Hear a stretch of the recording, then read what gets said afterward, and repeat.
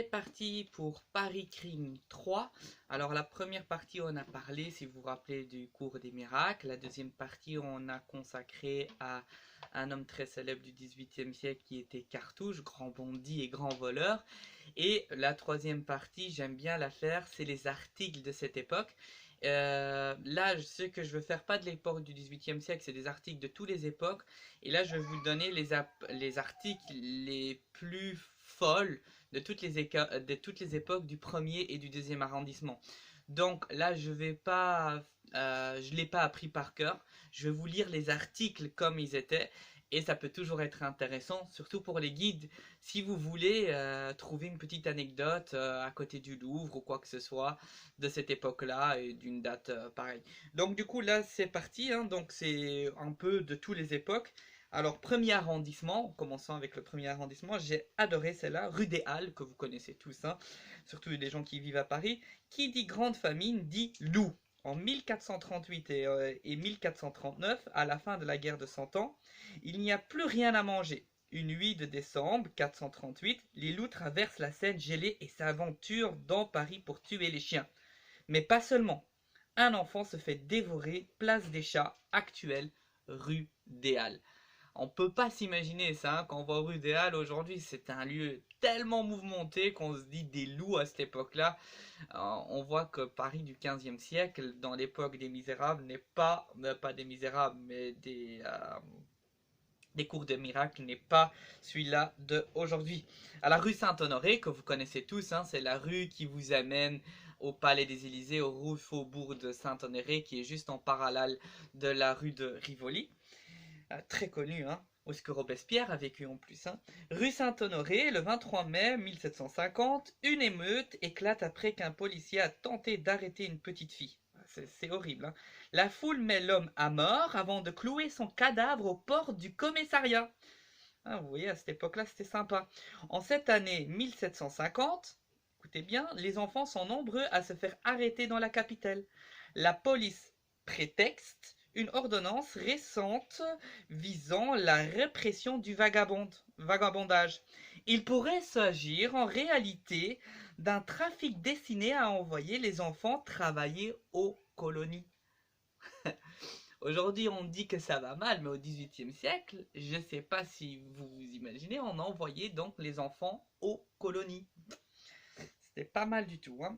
Alors, rue Croix des Petits Champs, le 18 octobre 1818, c'est pas si longtemps, des habitants s'amusent à se jeter des pièces de monnaie par leurs fenêtres, tout en se dissimulant derrière les rideaux. Le bruit court bientôt dans le quartier qu'une pluie d'argent s'abat sur Croix des Petits Champs. La rue est vite envahie par la foule, tout le monde veut sa pièce, mais les tensions montent et les rassemblants tournent à l'émeute.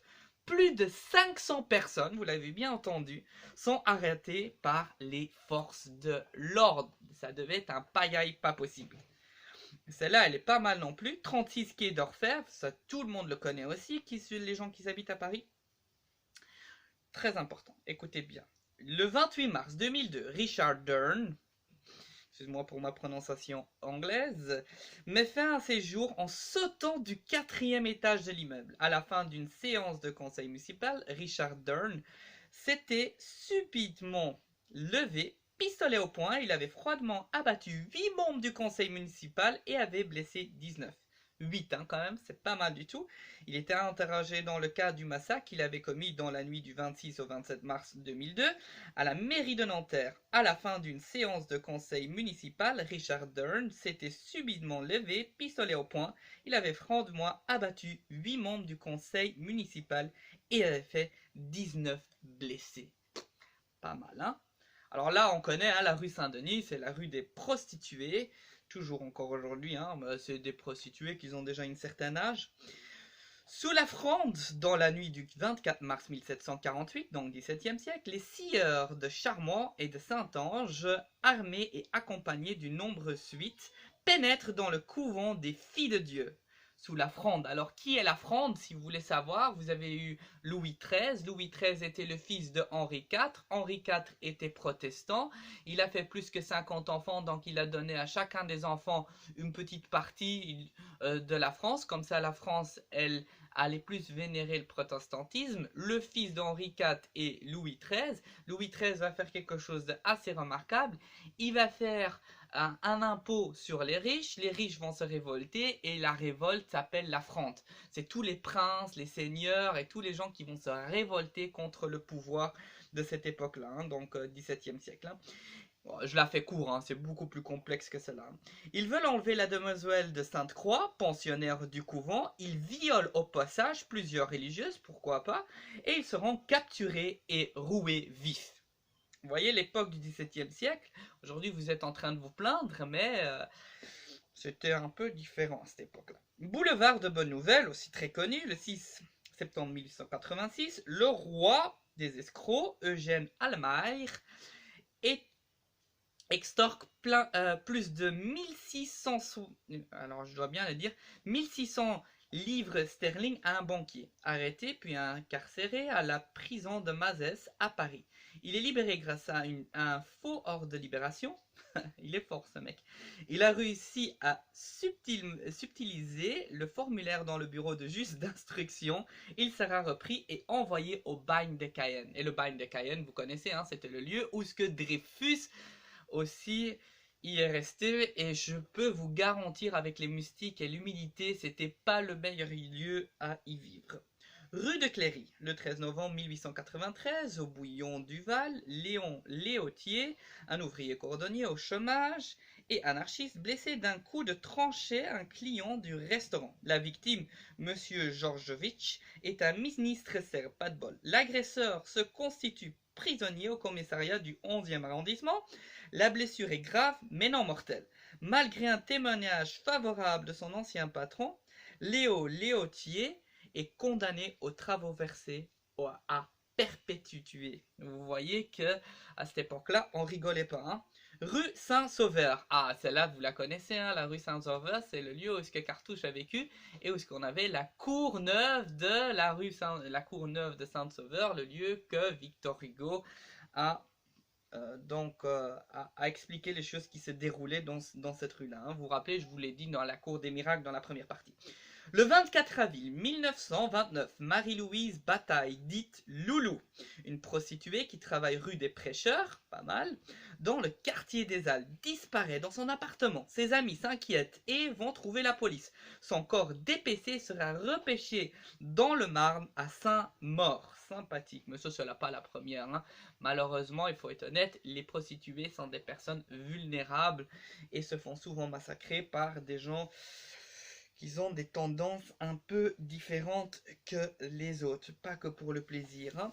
Alors, dernier, alors celle-là, elle a fait boum, rue, ça c'est vraiment un truc de complot. Hein. Rue d'Aboukir, très connue hein, dans le 2e arrondissement, très très joyeux. Hein. Vraiment, si vous avez le temps d'y aller, les gens qui connaissent pas Paris, c'est une collègue à moi qui me l'a fait rencontrer. On a fait un tour avec elle en vélo. Et elle m'a fait montrer cette rue-là. Et franchement, c'était une rue extraordinaire. Elle est vraiment très très sympa pour y aller à Paris. Il faudrait que j'y aille pour faire un petit tour. J'ai jamais vraiment visité. Je suis passé par vélo, mais je me suis pas vraiment arrêté. Mais j'ai trouvé cette rue vraiment chouette.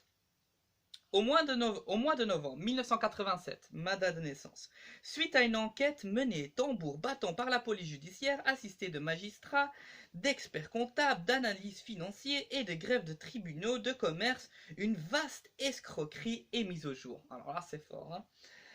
Un réseau organisé de sociétés réalisant des escomptes de traite est démantelé. C'est l'affaire Sentier. Peut-être que certains d'entre vous ont déjà entendu sur cette affaire-là. 75 personnes, vous l'avez bien entendu, sont interpellées dans le Sentier lors d'une opération spectaculaire menée par 150 officiers de la PG. Au total, plus de 80 personnes seront condamnées.